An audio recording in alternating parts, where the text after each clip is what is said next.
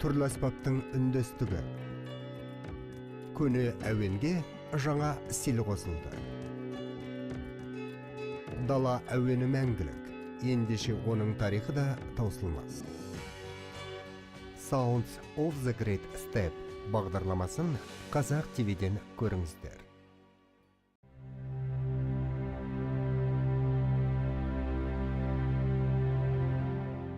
Қазақтың музыкалық аспаптары сан түрлі. Әнге де күйге де түсетін ұлт байлығына айналған жәдігер домбыра. Қазір домбыраның да түрі көп. Электронды домбыра соның бірі. Бұл аспаптың дәстүрлі домбырадан артықшылығы үнінде. Алқалы топқа арналған. Электронды жетіген де ұлт қазынасының дамыған түрі. Үні дәстүрлі жетігенге жақын, бірақ тұрпаты бөлік. Бұл шарапат тобының қазақ өнеріне қосқан жаңалығы. Топтың құрамы жалпы ең басты жаңалығы бұл электро жетіген. Енді былай айтқанда әлемде жоқ аспаптың бірі. Ол енді бастапқы өзінің қалпы бар ғой, бірақ электро жетігенде ешкім шығарған жоқ. Бұл Нұржан ағамыздың өзінің бір шеберлігі десе болады. Жаңа ойлап тапқан несі ғой, ойы. Сол сияқты одан кейін кәдімгі электро бас домбыра, одан кейін электро соло домбыра, одан кейін жаңағы ормалы аспаптардың құрамданатын құрамдас бөліктері. Жалпы осы басты аспаптардың құрамы осы.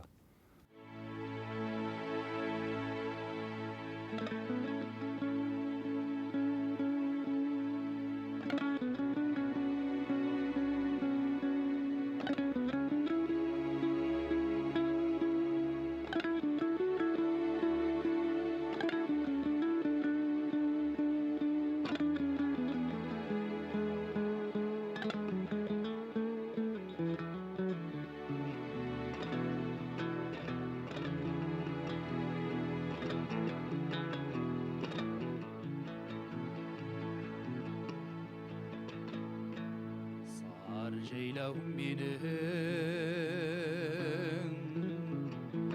şan ceylağım benim, en ceylağım benim,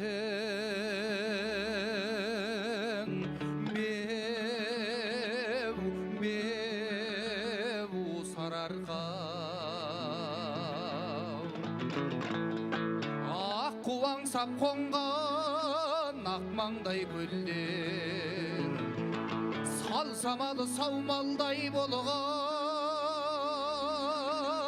мақпалдай белдер, бал болаға еслеп аққан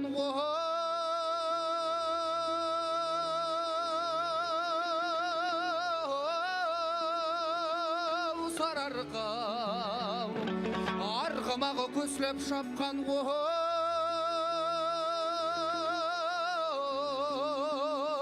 Аңыздалай, абыздала, қобыздала, сарыарқай. Қасиетті дүрім, кермейігім, жезгейігім, жергүйігім, сарыарқай.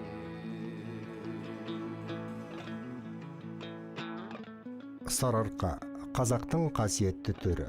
Самалы саумал, даласы дархан аймақ. Сарыарқаға ән арнап күй шығармаған әнші домбырашы аз. Ош өтімен бұш өтіне көз жетпейтін арқа табиғаттың тұмасындай. Сарыарқа десе көсіліп жатқан дала жасыл жайлау елестейді. Сарыарқа десе айдыны таза көл, айбыны асқақ ел еске түседі. Сарыарқа ән авторы Ақселеу айтқандай абыз дала. Сарыарқа талай тарихты бауырына басқан аңыз дала. Сарыарқа сартап сағыныш. Сенде сырым менің, беу сарыарқа.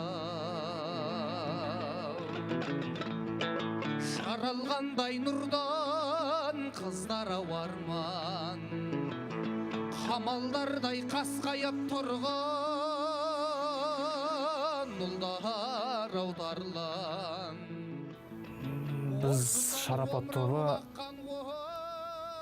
дәстүрді өзі қазір ұмытылып бара жатыр деп айтып отырмыз. Сол дәстүрді жандандырып, өзіміздің жаңа бағытта дәстүрді бұзбай барынша көрсетіп, қазақтың сол дәстүрін жоғары биік ұстап көтеріп, сосын негізгі мақсат шетелге танытып, әлемдік деңгейде шығару. Абыздала, обыздала, сарарғай, қасиетті дүрім, кермейігім, жезгейігім, сөзді үйінім, сарарғай.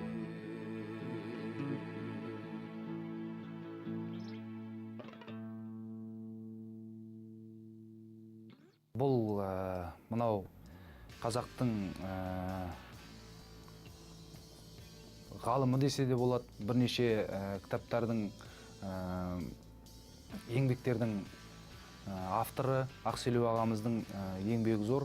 Мынау екі ағанымен, өзінің екі әнімен қазіргі заман композиторларының біріне еніп отыр. Ол екі ағаны бар. Оны айтатын болсақ, Дәурен-ай деген әні бар.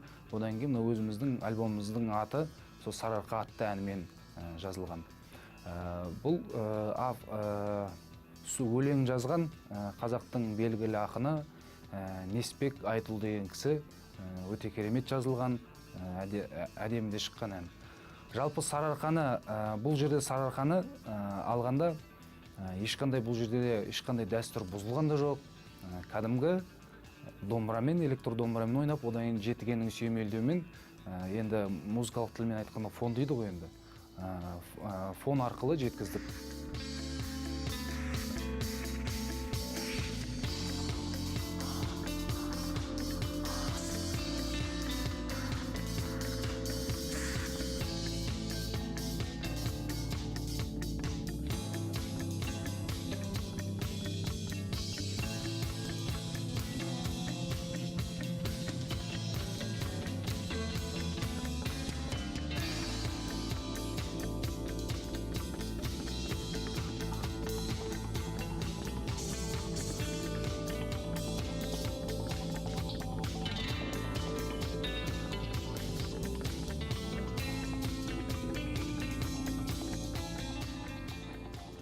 Әннің әрлеу барысында көптеген қиыншылықтар болып жатады. Мысалы, кейбір домбыраның төменгі частотаға кеткен кезде, низкий частота дейміз.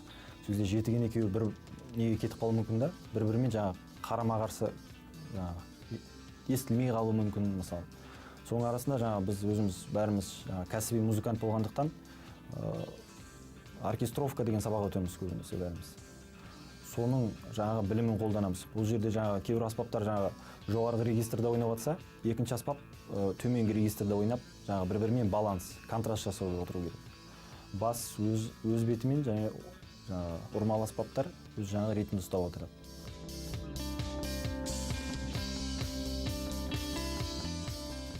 Өнерге әркімдердің бар таласы. Жігіттердің басқа шығармашыл топтардан айырмашылығы жер мен көктей. Олар қазақтың дәстүрлі музыка аспабын жаңаша сайратады. Этно-рок бағытын ұстанған. Әнге де аспаптың даусына да басымдылық береді. Домбыраның күмбірі мен жетіген үніне жетіғат жердің бауырын дүр сілкіндіретіндей қуат береді. Әр аспаптың мүмкіндігін көрсетуге тырысады.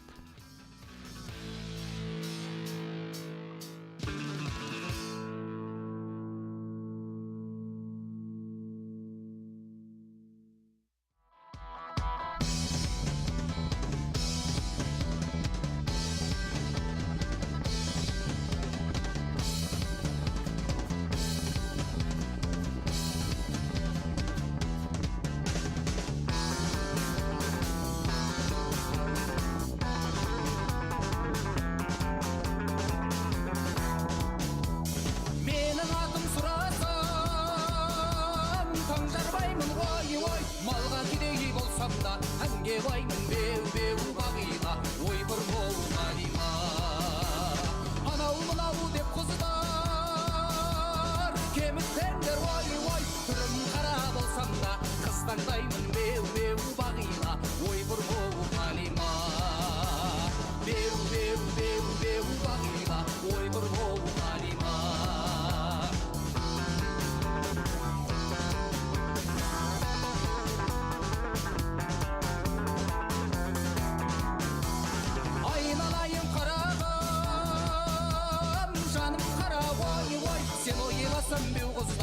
ішім жанар беу беу бағила ой бір болу қалима бекізетін құрбыма.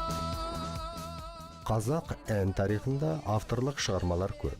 Молдабайдың әні Молдабай, Әсеттің әні Қысымет. Осы дәстүрдің жалғасы Таңжарбайдың әні. Таңжарбай екпінді ойнақы шығарма, әзілге құрылған. Жігіттер шығармаға әр беріп, домбыра мен жетігенге желдірмелете салады. Тыңдаушының қанын тасытып, кісі бойына рух береді.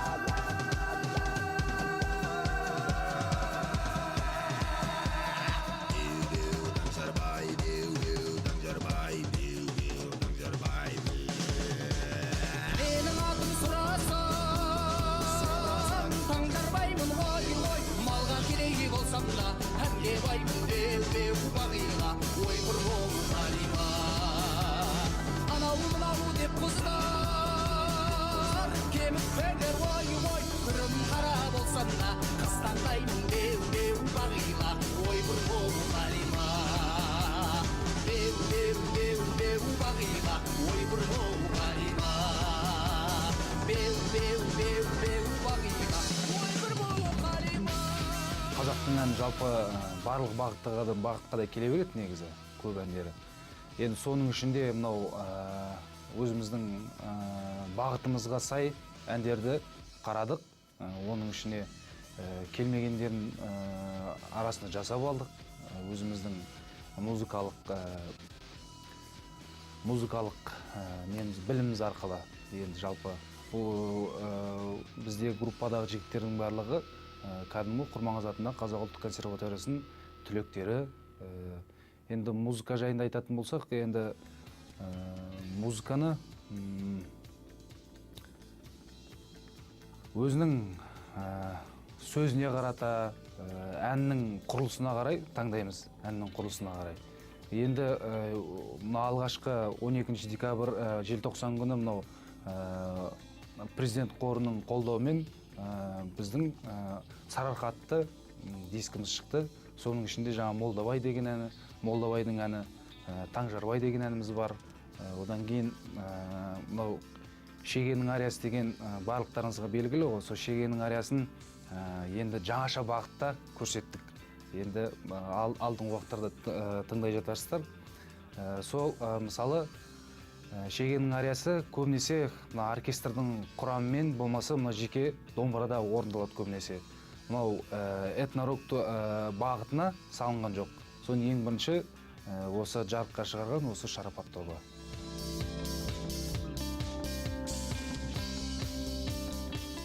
Әннің де естісі бар, есері бар деген ұлы Абай. Шарапаттың жігіттері естенді сүйріктей сұлу шығармаға айналдырып, бояу жағып орындайды. Ал тыңдаушы саз шығармаға бармайды. Бұл талғамның биіктігі. Ұлы арманнан ұлы мақсат туады. Этно-рок бағытын ұстанған топтың арманы асқақ, мақсаты мәнді. Олар қазақ әнін әлемнің алып сахнасында шырқауды мәнсұқ етіп жүр. Топтың ән салу мәнерінен көп дүние түйесің. Қазақтың қоңыр домбырасы мен жетігені әлемнің алып музыка айдынына қанат сермеп бара жатқандай.